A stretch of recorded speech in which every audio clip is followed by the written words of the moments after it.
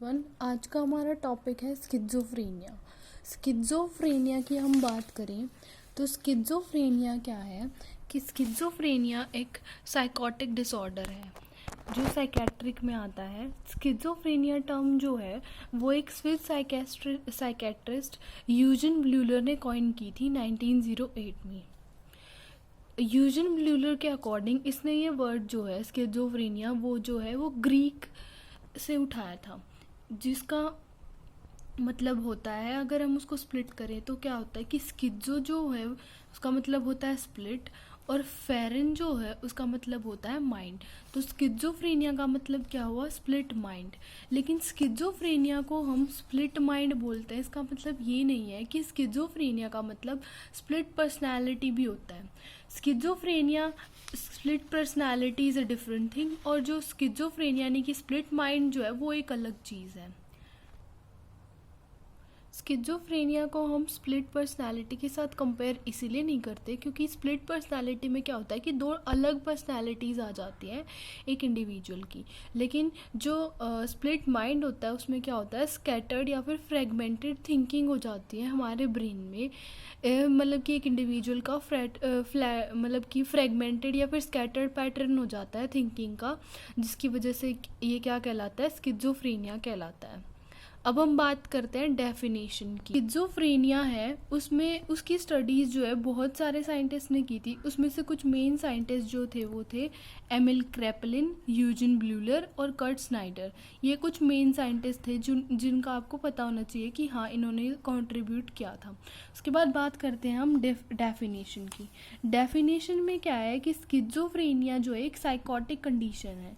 Psychotic condition है जो कि मेनली क्या होता है, जिसमें थिंकिंग, इमोशन, एक्शंस यानी कि वॉयलेशंस और फैकल्टीज़ यानी कि जो एबिलिटी है या फिर नेचुरल जो एक्वायर्ड चीज़ें होती है वो एक इंडिविजुअल की क्या हो जाती है, डिस्टर्ब हो जाती हैं। और उस डिस्टर्बेंस कब होती है, हमेशा क्लियर कॉन्शियसनेस की प्रेजेंस में होती है कि एक इंडिविजुअल जो है वो क्लियरली कॉन्शियस है, लेकिन उसकी क्या हो रही है, थिंकिंग, इमोशन, एक्शन और जो नेचुरली एक्वायर्ड एबिलिटीज़ थी वो क्या हो रही है, इम्पेयर हो रही है, जिसकी वजह से क्या हो रहा है, सोशल विड्रॉल हो रहा है। तो स्किज़ोफ्रेनिया क्या है, a psychotic condition characterised by disturbance in thinking, emotion, violation and faculties in the presence of clear consciousness which lead to social withdrawal. अब हम बात करते हैं एपिडेमियोलॉजी की। स्किज़ोफ्रेनिया जो है वो सबसे कॉमन साइकोटिक डिसऑर्डर है जो कि मतलब ऑल ओवर द वर्ल्ड पाया जाता है और हर एक कल्चर में पाया जाता है। और इसमें कोई रेशियल डिफरेंस भी नहीं प्रेजेंट होता कि मतलब ऐसा नहीं है कि किसी स्पेसिफिक रेस में ही मिलता है या फिर कुछ और, नहीं ऐसा नहीं है। ये क्या है कि मतलब कि ऑल ओवर द वर्ल्ड और हर एक कल्चर के इंडिविजुअल्स में हो सकता है। स्किज़ोफ्रेनिया जो है एक कम्युनिटी में 3 या 4 लोगों में ज़रूर पाया जाता है कि मतलब स्किज़ोफ्रेनिया का डिस्ट्रीब्यूशन किसके अकॉर्डिंग है कि किसी भी कम्युनिटी में आउट ऑफ 1000 पीपल 3 और 4 को क्या हो सकते हैं, वो स्किज़ोफ्रेनिक हो सकते हैं। स्किज़ोफ्रेनिया जो है कोई जेंडर डोमिनेंट डिसऑर्डर नहीं है, लेकिन ये माना जाता है कि स्किज़ोफ्रेनिया जो है वो मेन में ज़्यादा चांसेस हो जाते हैं इन कंपैरिजन टू वुमेन।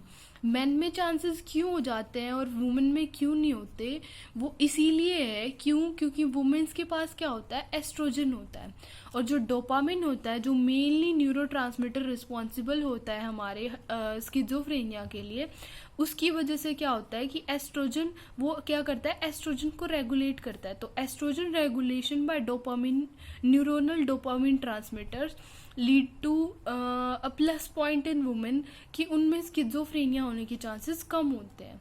ठीक है, और मेन में क्या होता है कि मेन में क्या होता है, उनके पास एस्ट्रोजन नहीं होता। उसके साथ साथ क्या होता है कि मेन में क्या होती है, ये डिजीज़ जो होती है वो अर्ली स्टेज में होती है, मतलब अर्ली एज में होती है, जबकि वुमेन में क्या होता है, इसका लेट ऑनसेट होता है। और मेन में अगर अर्ली है तो ये क्या होती है कि मिड 20s में होती है, जबकि वुमेन में क्या होता है, ये लेट 20s में होती है। यानी कि मिड 20s मतलब कि 15 to 25 ईयर्स ऑफ एज, और लेट 20s मतलब कि 25 to 35 ईयर्स ऑफ एज। ठीक है। और ये जो डिसऑर्डर है ये सबसे ज़्यादा कॉमन जो है किन में पाया जाता है, जिनकी क्या है, लो सोशो इकोनॉमिक कंडीशन है, जहाँ पे लो सोशो इकोनॉमिक कंडीशन यानी कि बेसिकली पॉवर्टी होती है, वहाँ पे क्या होता है, स्किज़ोफ्रेनिया के जो है ज़्यादा चांसेस हो जाते हैं। उसके बाद हम बात करेंगे, अगर स्किज़ोफ्रेनिया के इंसिडेंस की बात करें तो स्किज़ोफ्रेनिया का इंसिडेंस जो है वो लास्ट 10 या 20 ईयर्स में जो है वो हमेशा बढ़ा ही है, मतलब ऐसा नहीं है कि डिक्रीज आया है। और स्किज़ोफ्रेनिया जो है वो ज़्यादा कॉमन हमारे रूरल एरियाज़ में, सॉरी अर्बन एरियाज़ में है in comparison to rural area, ठीक है। और जो प्रिवलेंस रेट है स्किज़ोफ्रेनिया का वो है ऑलमोस्ट 1%। अगर हम एनवायरमेंटल फैक्टर की बात करें तो एनवायरमेंटल फैक्टर में क्या होगा कि जो इंडिविजुअल जो है या तो अर्ली विंटर में मतलब कि, और या फिर स्प्रिंग में, अर्ली स्प्रिंग में जो बोर्न होते हैं उनमें क्या होता है, स्किज़ोफ्रेनिया होने के ज़्यादा चांसेस हो जाते हैं। क्यों ऐसा क्यों होता है, क्योंकि वो क्या है, ज़्यादा मोर प्रोन हो जाते हैं प्रिविलेंस एक्सपोजर के, इन्फ्लुएंजा के, कि अगर एक इंडिविजुअल जो है वो विंटर में और अर्ली स्प्रिंग में बॉर्न हो रहा है तो उसमें क्या हो रहा है कि इन्फ्लुएंजा होने के ज़्यादा चांसेस हो रहे हैं, ठीक है। तो इसकी वजह से भी क्या हो सकता है, इन्फ्लुएंजा जो है वो अल्टर कर सकता है ब्रेन की स्टेट को, और बहुत सारे जो न्यूरोनल पाथवेज होते हैं उनको अल्टर कर सकता है, जिसकी वजह से क्या हो सकता है कि फिर वही अगर न्यूरोनल स्ट्रक्चर्स में चेंजेस आते हैं तो क्या हो सकता है, उसको वही इन्फ्लुएंजा मतलब कि वो स्किज़ोफ्रेनिया होने के चांसेस हो जाते हैं। अब हम बात करते हैं इटियोलॉजी की। तो इटियोलॉजी में क्या होता है कि बहुत सारे फैक्टर्स जो है वो कंट्रीब्यूट करते हैं स्किज़ोफ्रेनिया में, लेकिन जो मेन फैक्टर्स हैं वो कौन से होंगे कि मतलब कि 3 थ्योरीज दी थी जो बेसिकली जो है किसके मतलब कि इटियोलॉजी को डिस्क्राइब करती हैं स्किज़ोफ्रेनिया की। तो पहली थी बायोलॉजिकल थ्योरी, दूसरी थी साइकोडायनामिक थ्योरी, और तीसरी थी वल्नरेबिलिटी स्ट्रेस मॉडल, ठीक है। ये 3 थ्योरी थी, biological theory, psychodynamic theory and vulnerability stress model, ठीक है। बायोलॉजिकल थ्योरी में जो है फर्दर डिवाइड किया गया था 4 पार्ट्स में। बायोलॉजिकल थ्योरी में क्या था कि सबसे पहली थी बायोकेमिकल थ्योरी, ठीक है। पहली क्या थी, बायोकेमिकल थ्योरी, दूसरी क्या थी, न्यूरोस्ट्रक्चरल थ्योरी, तीसरी क्या थी, जेनेटिक थ्योरी, और चौथी क्या थी, पेरिनेटल थ्योरी। जो पहली बायोकेमिकल थ्योरी थी उसमें 2 थे, dopamine hypothesis and other biochemical hypothesis, ठीक है। तो पहली हमने क्या पढ़ी, बायोलॉजिकल थ्योरी। बायोलॉजिकल थ्योरी में क्या है, बायोकेमिकल थ्योरी है, न्यूरोस्ट्रक्चरल थ्योरी है, जेनेटिक थ्योरी है और पेरिनेटल थ्योरी है। और बायोकेमिकल थ्योरी में फर्दर 2 चीज़ें हैं, डोपामिन हाइपोथेसिस और अदर बायोकेमिकल हाइपोथेसिस। जो साइकोडायनामिक थ्योरी है उसमें क्या है, 2 चीज़ें हैं, डेवलपमेंटल थ्योरी है और क्या है, फैमिली थ्योरी है। और जो हमारा जो लास्ट बच गया उसमें क्या है, वल्नरेबिलिटी स्ट्रेस मॉडल है। अब हम बात करते हैं हमारी सबसे पहली थ्योरी बायोलॉजिकल थ्योरी के बारे में। बायोलॉजिकल थ्योरी में क्या है, सबसे पहले है बायोकेमिकल थ्योरी। बायोकेमिकल थ्योरी में मेनली 2 थ्योरीज है। सबसे पहले है हमारी डोपामिन। जो डोपामिन हाइपोथेसिस है उसमें क्या बोला गया था कि अगर डोपामिन जो है वो एक्सेस में हो जाता है, यानी कि डोपामिन डिपेंडेंट जो न्यूरॉन्स होते हैं या फिर जो न्यूरोनल एक्टिविटी है ब्रेन की वो बढ़ जाती है, तो क्या हो सकता है, स्किज़ोफ्रेनिया हो सकता है। और इसका एविडेंस कैसे हम प्रूव कर सकते हैं कि स्किज़ोफ्रेनिया हो सकता है डोपामिन की वजह से? क्योंकि जब हम पेशेंट का ट्रीटमेंट करते हैं तो क्या होता है कि हम एंटीसाइकोटिक मेडिकेशंस देते हैं, और वो एंटीसाइकोटिक मेडिकेशंस क्या करती हैं, डोपामिन को कंट्रोल करती हैं। और अगर डोपामिन का कंट्रोल हो सकता है, मतलब कि डोपामिन की एक्टिविटी डिक्रीज करने से क्या होता है, पेशेंट का ट्रीटमेंट सही होता है।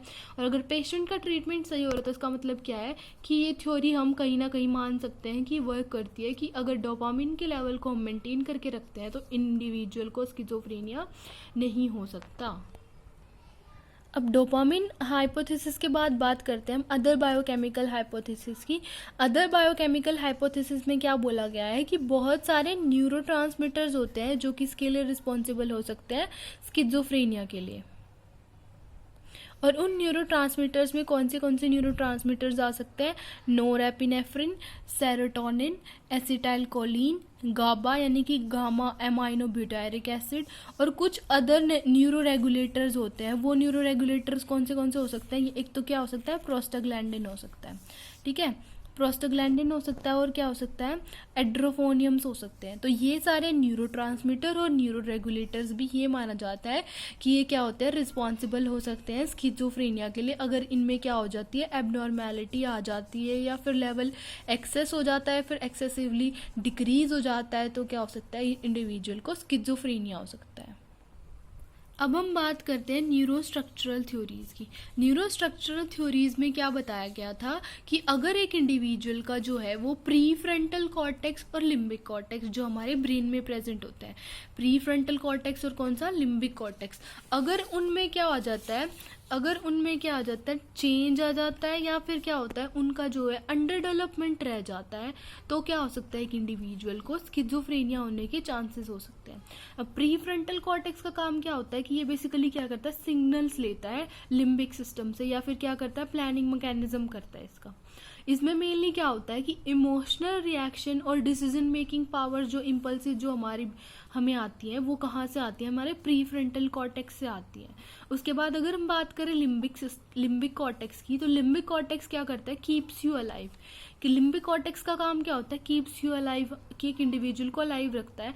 इसमें मेनली क्या बोला जाता है? इसको हम अपने ब्रेन का चाइल्ड बोलते हैं, यानी कि चाइल्ड ऑफ आवर ब्रेन बोलते हैं। इसमें मेनली ये क्या करता है? हमारी हैप्पीनेस और हमारी जो डिसलाइक्स जो एक इंडिविजुअल की आती है, वो कहाँ से आती है? मेनली लिम्बिक कॉर्टेक्स से आती है, ठीक है। तो हमारी लाइक डिसलाइक के जितने भी वो आते हैं, वो कहाँ से आते हैं? लिम्बिक कॉर्टेक्स से आते हैं। उसके साथ साथ जो न्यूरोस्ट्रक्चरल थ्योरी है, उसमें हम 2-3 चीज़ें और इंक्लूड करते हैं, जो क्या है? सीटी स्कैन और एमआरआई। जो सीटी स्कैन और एमआरआई में क्या होता है कि न्यूरोस्ट्रक्चरल, हमने क्या पढ़ा? न्यूरोस्ट्रक्चरल थ्योरी, यानी कि ब्रेन के स्ट्रक्चर में अल्टरेशन आ रही है। अब ब्रेन की स्ट्रक्चर में अल्टरेशन को अगर हम इन डायग्नोस्टिक टेस्ट करते हैं तो भी हमें क्या दिख सकती है? तो क्या हो सकता है कि जब हम ये देखते हैं तो क्या पता चलता है हमें कि अगर स्किज़ोफ्रेनिया अगर किसी इंडिविजुअल को हो रहा है, तो उसकी क्या होगी? ब्रेन वॉल्यूम जो है वो रिड्यूस हो जाएगी। ब्रेन वॉल्यूम रिड्यूस हो जाएगी तो क्या हो सकता है? वो कहाँ पे हम ऑब्जर्व कर सकते हैं कि एक इंडिविजुअल की ब्रेन वॉल्यूम रिड्यूस हो रही है? प्री फ्रंटल कॉर्टेक्स में हम ऑब्जर्व कर सकते हैं। साथ के साथ गायरस और थैलेमस जो हमारे ब्रेन में होते हैं, जो स्ट्रक्चर्स हमारे ब्रेन में होते हैं, उनकी क्या हो सकती है? हमें वॉल्यूम रिड्यूस मिल सकती है। उसके साथ साथ क्या हो सकता है कि जो हमने बात की अभी थोड़ी देर पहले लिम्बिक सिस्टम की, तो लिम्बिक सिस्टम का साइज भी क्या हो सकता है? डिक्रीज हो सकता है। और लिम्बिक सिस्टम का साइज डिक्रीज होता है, और तो ऑटोमेटिकली क्या है? हमारे ब्रेन की फंक्शन जो है वो अल्टर हो रही है, और अगर ब्रेन की फंक्शंस अल्टर हो रही है तो क्या हो रहा है कि स्किज़ोफ्रेनिया होने के चांसेस बढ़ रहे हैं। उसके साथ साथ क्या हो सकता है कि वॉल्यूम रिडक्शन हो सकता है बेसल गैंग्लिया का। साथ ही साथ क्या हो सकता है? जो हमारा लेटरल वेंट्रिकल है और जो हमारा थर्ड वेंट्रिकल है, जो लेटरल वेंट्रिकल है और उसके साथ साथ थर्ड वेंट्रिकल का क्या हो सकता है? एनलार्जमेंट हो सकता है। उसके साथ साथ क्या हो सकता है? जो हमारे सल्काइज होते हैं, जो हमारे ब्रेन में मेनिंजेस प्रेजेंट होते हैं ना, जो सरफेस पे, उनमें क्या होते हैं? सल्काइज प्रेजेंट होते हैं, सल्काई और गायराई प्रेजेंट होते हैं। तो उन सल्काई का क्या हो सकता है? इनलार्जमेंट हो सकता है, या फिर इंक्रीज हो सकता है साइज, जिसकी वजह से भी क्या हो सकता है? स्किज़ोफ्रेनिया होने के चांसेस हो सकते हैं। उसके साथ साथ क्या हो सकता है? एट्रोफी हो सकती है हमारे ब्रेन स्ट्रक्चर्स की, कि जो ब्रेन स्ट्रक्चर्स हैं जैसे कि फ्रंटल लोब, सेरिबेलम और लिम्बिक स्ट्रक्चर्स जो हैं, उनकी क्या हो सकती है? एट्रोफी, यानी कि उनका साइज क्या हो सकता है? डिक्रीज हो सकता है। उस साइज डिक्रीज होने की वजह से भी क्या हो सकता है? स्किज़ोफ्रेनिया हो सकता है। उसके साथ साथ जो जेनेटिक थ्योरीज होती हैं, जिसमें क्या हो सकता है? हम ये मान सकते हैं कि जहाँ पे कंसेंजीनियस मैरिजेस होती हैं, यानी कि विद इन ब्लड रिलेशन या फिर विद इन फैमिली मैरिजेस होती हैं, वहाँ पे क्या होता है? अगर हिस्ट्री होती है तो क्या होता है? ज़्यादा चांसेस हो जाते हैं कि एक इंडिविजुअल को क्या है? स्किज़ोफ्रेनिया हो सकता है। उसके साथ साथ फैमिली हिस्ट्री, और उसके साथ साथ हम ये भी बोल सकते हैं कि ऐसा कोई स्पेसिफिक जीन तो नहीं होता स्किज़ोफ्रेनिया के लिए, लेकिन ये माना जाता है कि स्किज़ोफ्रेनिया जो है वो ट्विंस में जो है ज़्यादा कॉमन हो सकता है। और ट्विंस में भी कौन से? कि अगर मान लो नॉन ट्विन सिबलिंग्स हैं, अगर नॉन ट्विन सिबलिंग्स है तो उनमें क्या होता है? 8% चांसेस होते हैं स्किज़ोफ्रेनिया होने के। साथ के साथ अगर डायजाइगोटिक ट्विंस है तो क्या हो सकता है 12% चांसेस हो सकते हैं, और जो मोनोजाइगोटिक ट्विंस होते हैं उनमें क्या होता है 47% चांसेस हो जाते हैं स्किज़ोफ्रेनिया होने के। उसके साथ साथ अगर किसी एक पेरेंट को स्किज़ोफ्रेनिया है तो 15% चांसेस हो सकते हैं कि दूसरे इंडिविजुअल को भी स्किज़ोफ्रेनिया, मतलब कि उनके जो पेरेंट जो उनके जो ऑफस्प्रिंग्स हैं उनमें भी क्या हो सकता है स्किज़ोफ्रेनिया हो सकता है। साथ के साथ अगर दोनों पेरेंट्स जो है स्किज़ोफ्रेनिक है तो क्या हो सकता है 35% रिस्क होता है कि जो चाइल्ड है उसमें भी क्या हो सकता है स्किज़ोफ्रेनिया हो सकता है। अब हम बात करते हैं पेरिनेटल रिस्क फैक्टर की या फिर पेरिनेटल थ्योरीज की।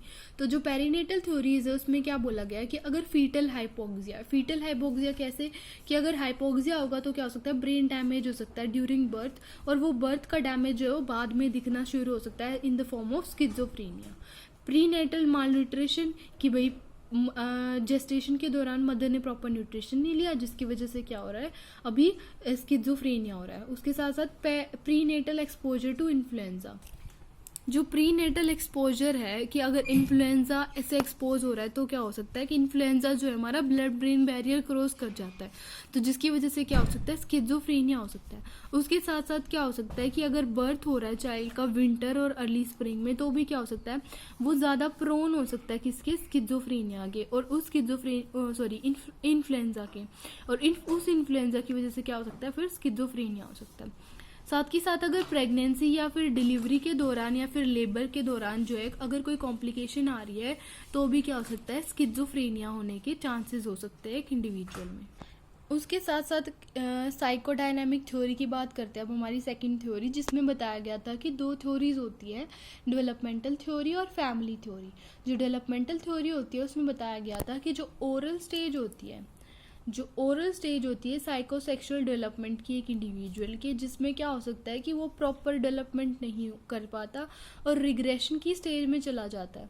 उस रिग्रेशन की वजह से क्या हो सकता है कि वो डिफेंस मैकेनिज्म यूज़ कर सकता है, और डिफेंस मैकेनिज्म जैसे कि डिनायल, प्रोजेक्शन, रिएक्शन, फॉर्मेशन, ये सारे डिफेंस मैकेनिज्म जब वो यूज़ करता है तो क्या हो सकता है उसको क्या हो सकता है स्किज़ोफ्रेनिया होने के चांसेस हो सकते हैं। क्योंकि एक इंडिविजुअल का प्रॉपर डेवलपमेंट नहीं हो पा रहा।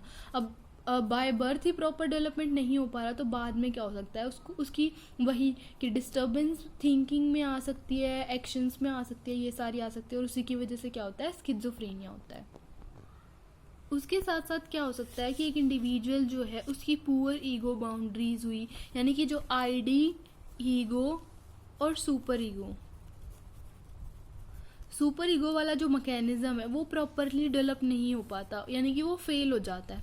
तो उसमें क्या हो सकता है पुअर ईगो बाउंड्रीज हो सकती है, फ्रेजाइल ईगो हो सकती है, इनएडिक्वेट ईगो डेवलपमेंट हो सकता है, सुपर ईगो डोमिनेंस कर सकती है, या फिर रिग्रेस्ड आईडी बिहेवियर हो सकता है। उसके साथ साथ क्या हो सकता है एम्बिवेलेंटरी रिलेशनशिप्स हो सकते हैं, यानी कि लव हेट, कि कभी तो वो क्या करेगा कि उसी चीज़ को पसंद करने लग जाएगा, कभी उसी चीज़ से नफरत करने लग जाएगा। साथ ही साथ अरेस्टेड साइकोसेक्सुअल डेवलपमेंट भी हो सकता है।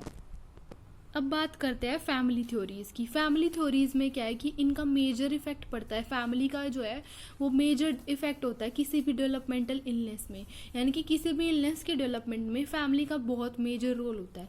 जैसे कि अगर मदर चाइल्ड रिलेशनशिप जो है एक इंडिविजुअल है उसकी मदर चाइल्ड रिलेशनशिप प्रॉपर नहीं है या फिर ख़राब है, मतलब स्पॉइल्ड है, पास्ट में थी या फिर अभी प्रेजेंट में है या फिर फ्यूचर में हो सकती है या फिर बाय बर्थ से ही है, तो क्या हो सकता है उसमें क्या हो सकता है स्किज़ोफ्रेनिया होने के चांसेस हो सकते हैं। साथ के साथ डिसफंक्शनल फैमिली सिस्टम, जहाँ पे फैमिली सिस्टम प्रॉपर नहीं होता वहाँ पे भी क्या हो सकता है स्किज़ोफ्रेनिया हो सकता है। उसके साथ साथ डबल ब्लाइंड